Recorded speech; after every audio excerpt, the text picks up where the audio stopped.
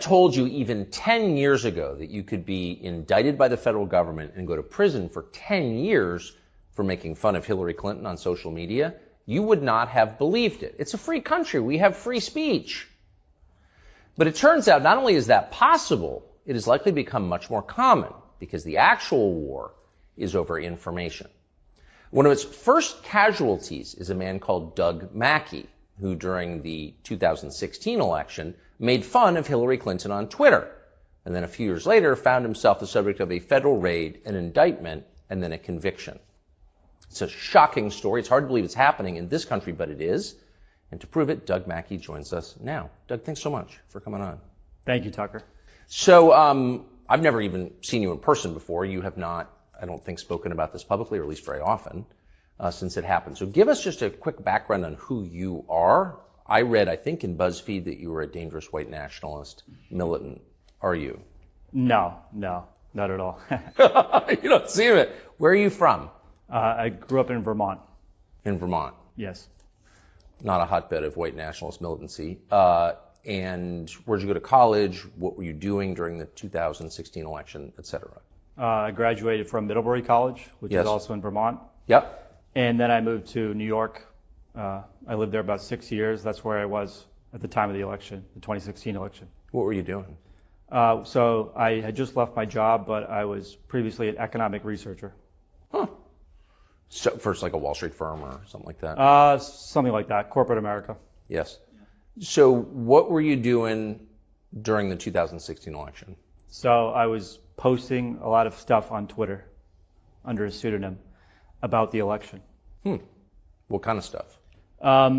Pro-Trump memes, jokes, all kinds of links, that kind of thing. Why were you doing that? Just purely out of passion. Well, so you like Trump? I like Trump, that's right. Why? I thought he was a breath of fresh air for the country. I think that his analysis of, the problems with the country, with the ruling class of the country, I liked what he was saying, and I thought he had a positive vision for the country. Where were you politically before the 2016 election? I was sort of conservative. Previously, I was sort of libertarian. But earlier in my life, I was sort of apolitical. So you weren't a lifelong political activist? No. But you got excited about Trump and you decided to support him on social media. At the time, did you think that was your constitutional right? Yes, absolutely. Why did you think that? Well, I thought that this was America. I thought that we had First Amendment, due process rights, that we could criticize people in our ruling class. It looks like you thought wrong. So let's get specific about what you did, the crimes, the felonies that you committed on Twitter. I want to put this up. You posted this on Twitter. This is a meme. It says, "Save time, avoid the line, vote from home." And it's got a picture of Hillary Clinton. Text Hillary to this number. Did you make this meme? No, I didn't. Oh, you didn't create this? No. Where'd it come from? I found it on 4chan. Okay, so it was floating around the internet. Yeah, these kind of memes were floating all over the place. And you posted it on Twitter. What was the point of that? Well, pardon my French, but it was called a shitpost. Yeah. We talked about this a lot at the trial. I testified. Just sort of a joke, rile up everybody, muddy the waters, and mostly just because I thought my audience would find it funny. Did they? Yeah, absolutely. I find it hilarious. You're obviously from Northern New England. You have a very dry sense of humor. Very dry. Yeah, I noticed that. I noticed that. So, did you get a sense when you posted that that was a crime, or that it would be perceived as a crime? No, absolutely not. So we have to, and I want to play this. This is from Hillary Clinton. This is from this April, so long after you were indicted. Long after you went on trial, and this is Hillary Clinton describing that meme. There was just a trial in Brooklyn where a guy who had been one of the main, I guess he was one of the main people running memes against me in 2016.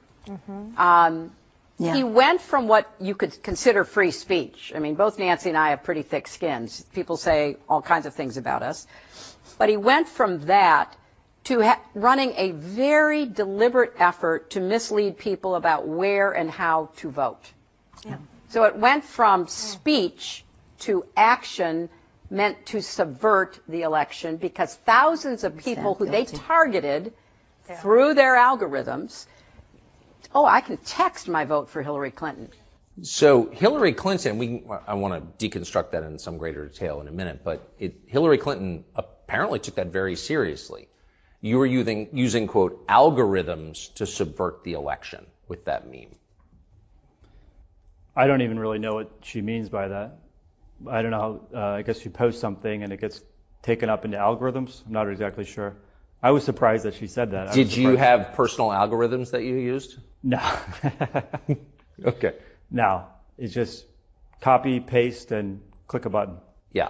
So like everyone else on social media, you see something funny, you post it. That's right. Okay. So describe the rest of your career on Twitter. So you're enthusiastic about Trump. I assume, are you being paid to post these things? No. Nobody's paying me. You're just a random guy who's amusing the hell out of yourself by pushing your candidate on social media. That's right. That's exactly right. So then what happens? How long were you on Twitter? Until 2018, mid-2018. Okay. But this criminal tweet is from 2016. Okay. November. So at any point did you think that you'd committed a crime, or that others would think that you committed a crime? No. When did you discover that you were considered a felon by the U.S. government? Well, I had 8 to 10 law enforcement agents come and knock on my door at 7 a.m., 7 days after Joe Biden was inaugurated. Did you have any warning that this was coming? No warning. So what were you doing at 7 in the morning? I was sleeping. So you're asleep, you hear a knock, and then what happens? And then the FBI, are you Doug Mackey? Yes. What's going on? Like, I asked them, they said, we have a warrant for your arrest. I said, what for? For what? They didn't tell me until I got to the courthouse. Did they cuff you? Yes. The FBI threw handcuffs on you at your home at 7 in the morning and didn't tell you why? Yes. Did you have any idea why? No, I had no idea. What was going through your mind? I knew that politicians could be vindictive, and the federal government sometimes could be influenced by those politicians, and I know that they can sort of get very creative with federal statutes. So if I was the enemy of their candidate, then I thought maybe they could cook something up.